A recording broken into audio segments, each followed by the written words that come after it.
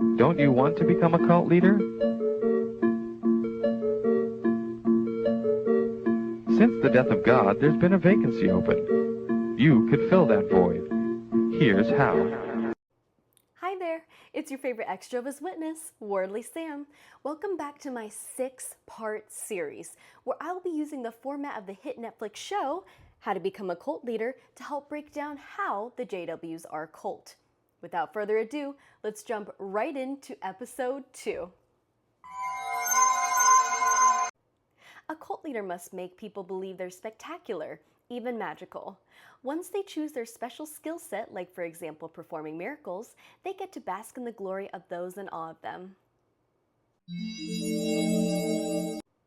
Now, while Charles Taze Russell didn't perform miracles or faith healings, the mind-blowing element came from the secret knowledge he was able to provide.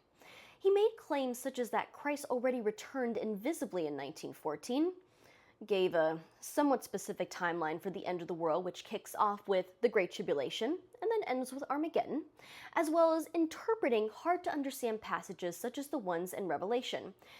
Granted, this book came way after Russell passed, but it's based on his teachings called Revelation, its grand climax at hand.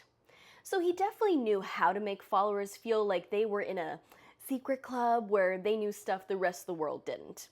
Those teachings, though, got even further cemented by Joseph Franklin Rutherford, who made it his life's mission to make sure that members were constantly and fully indoctrinated to believe that they were in the one true religion.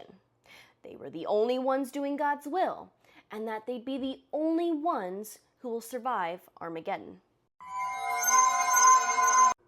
By code switching, a cult leader is able to connect with a wide range of audiences, even people of all different walks of life. This tactic is loaded because JWs are literal masters at code switching. They are taught how by watching and giving onstage demonstrations in what is known today as the Apply Yourself to the Field Ministry part of their midweek meeting. In that part of their meeting, they learn to adjust conversation starters based on a person's age, culture, beliefs, and even emotional state. To take that a step further, their most common preaching method is to be inquisitive, rather than accepting roadblock answers such as, "I have my own religion." They'll usually ask what religion a person is and then try to find some sort of common ground with the individual to feign camaraderie. But they don't limit themselves to just that. They'll go out looking for people needing comfort as they're grieving, attempting a logical conversation with a professor, or they'll even play on the anxiety of someone struggling by telling them that it's basically a sign of the times. Let's not forget, too, that a great majority of their material on jw.org is translated into hundreds of languages, so that when they do embark on need greater work, they can capture the hearts of those surprised a foreigner knows their language, baptize them, form a congregation, rinse and repeat. While making members reside in communal living quarters isn't necessary, a cult leader must make sure the community they built is at the center of each member's life money-wise, time-wise, and work-wise, as this guarantees full control over them. The very structure of the JWs encourage members to make the group the center of their life. Not only are they expected to attend multiple weekly meetings, but there are field service groups made so that they can go door to door, as well as an online schedule for them to find partners to do cart witnessing with.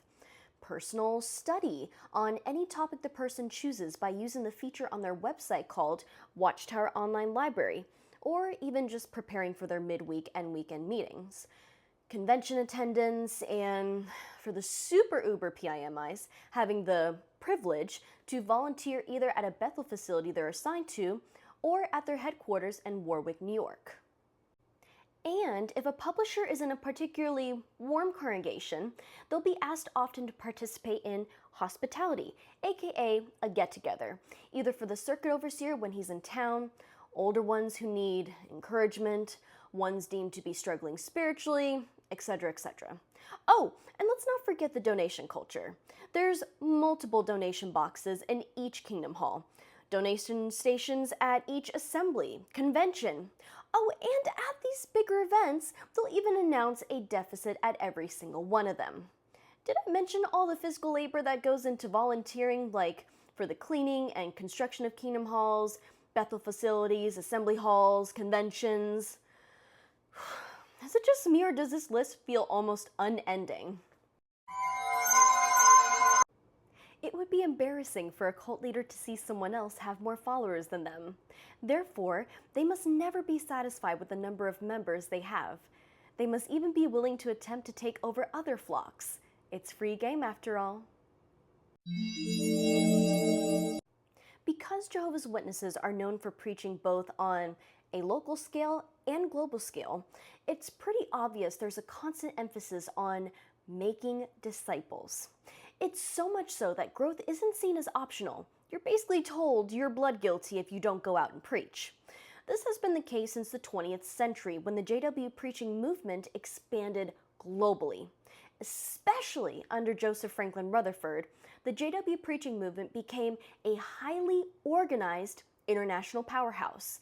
He made sure people felt a strong sense of duty to help people all over the world find the truth, despite most already having their own beliefs. When a cult leader has acquired the right allies, they'll happily keep all their leaders' dirty laundry locked up and hidden away.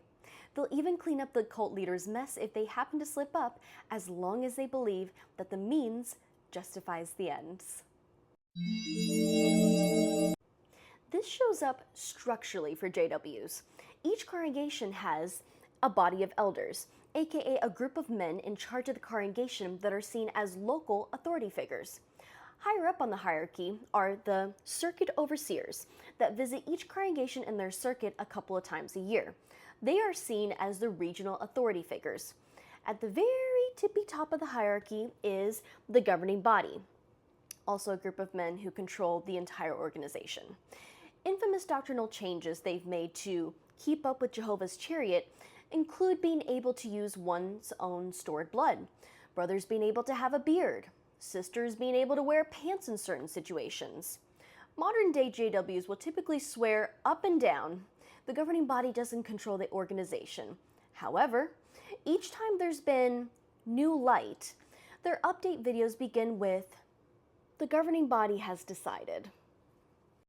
Now, members are highly discouraged from questioning these 3 tiers of authority, as doing so can get you accused of consuming apostate material. When internal issues come up, such as a member essaying another member, or even CSA cases, most are handled within the organization by the elders. In certain situations where there are threats to take it to the proper authorities, the Watchtower Bible and Tract Society will jump into action to protect the cult's reputation. They have won some cases, no thanks to Philip Brunley, who, as of 2026, fiercely takes on their cases as the general counsel and top lawyer of the organization. If outsiders begin to pry, a cult leader should find refuge where less eyes will be on them and their flock. Limited outside surveillance equals less criticism and scrutiny. Typically, JWs don't isolate physically like some groups, although they do have hundreds of volunteers that live on-site at their headquarters, and various numbers of volunteers that live on-site at Bethel locations across the globe. However, they're more known to create psychological and social separation. When talking about non-JWs, they're referred to as worldly people. They love to talk about how worldly people are blinded by Christendom, while Jehovah's Witnesses have the truth.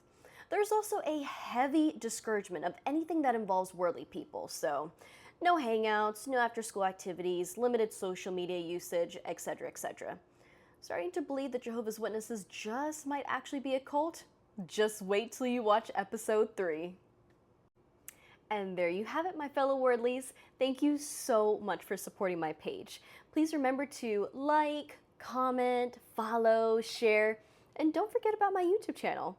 See y'all in the next episode. Worldly Sam, out.